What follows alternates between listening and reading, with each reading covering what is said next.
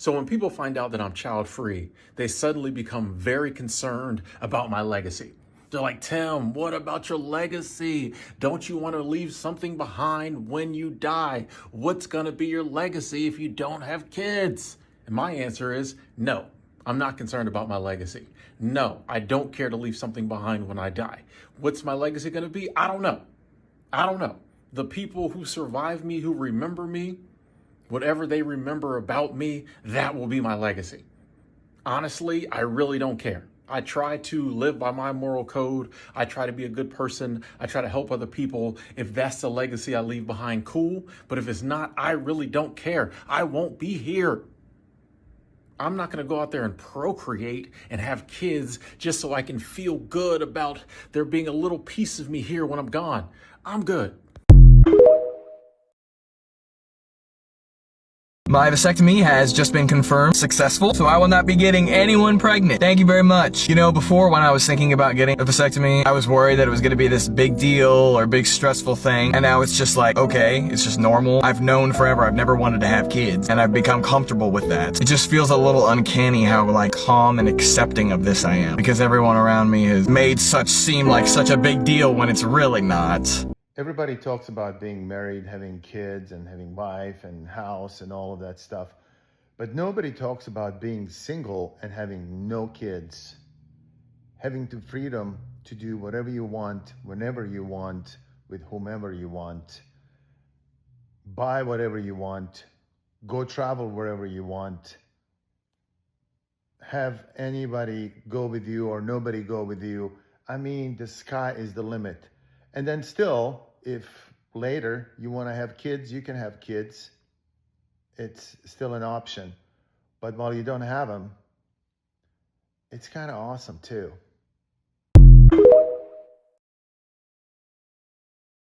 Fellas, it is so fucking important that you stay childless as long as possible. I know that might sound crazy to somebody.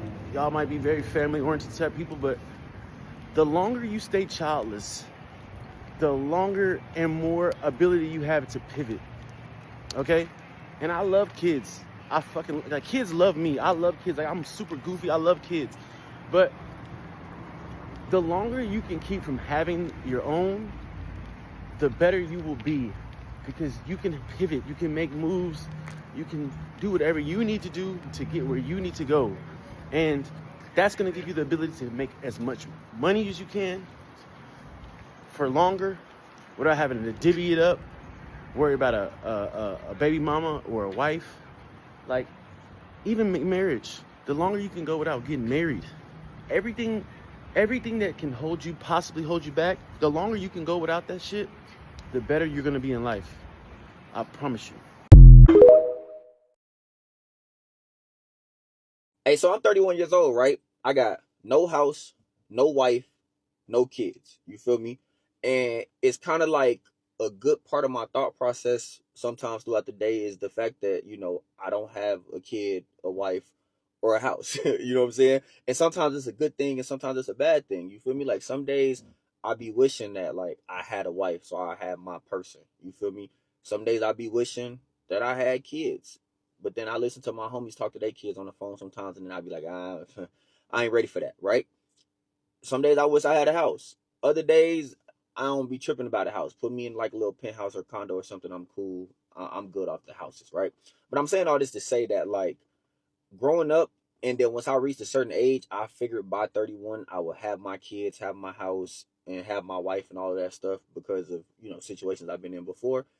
And it just didn't turn out that way. You feel me? It didn't turn out that way. And I guess you fight a thing of, like, where you should be and where you actually are, or like where you want to be and where you actually are, and things like that. And it kind of like mind fuck you sometimes to make you think that you should be somewhere else than where you actually are, instead of just putting your feet on the ground and going day by day with where you at and what you got. And then you kind of like look at your peers and stuff. Like, I got a lot of homies that's either married and got kids and stuff like that, or just homies that got kids, or homies that got everything together, house, kids, wife, and all that good stuff.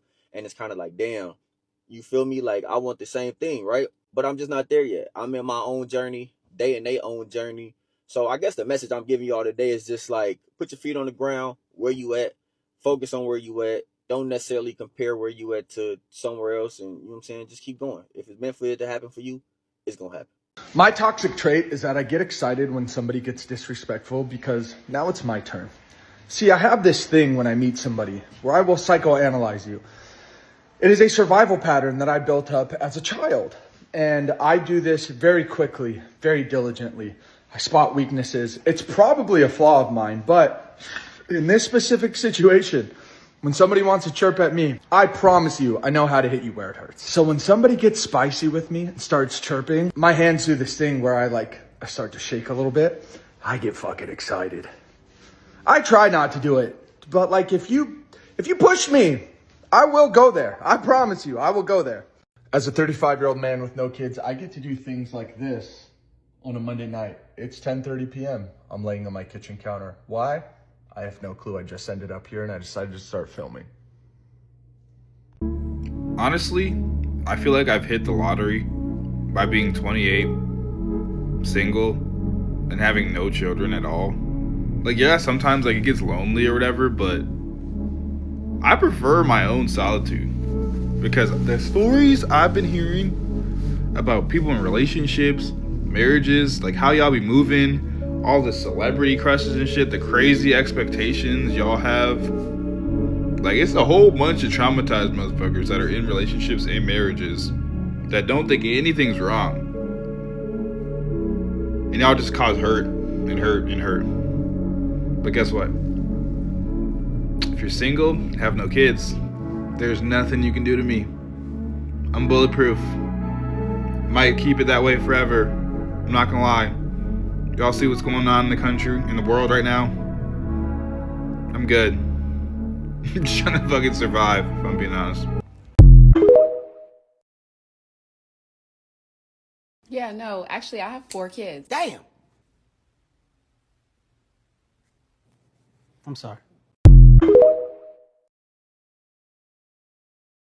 I'm always getting asked, why don't you have any kids yet? Are you having kids? How many kids do you want? Is there a lady you're dating? First of all, I'm severely emotionally unavailable and the dating pool is shit. Second of all, as far as kids are concerned, give me one good reason why I should have kids. You know how people make a pros and a cons list? Give me at least one pro that isn't a selfish reason to have kids. I'll wait.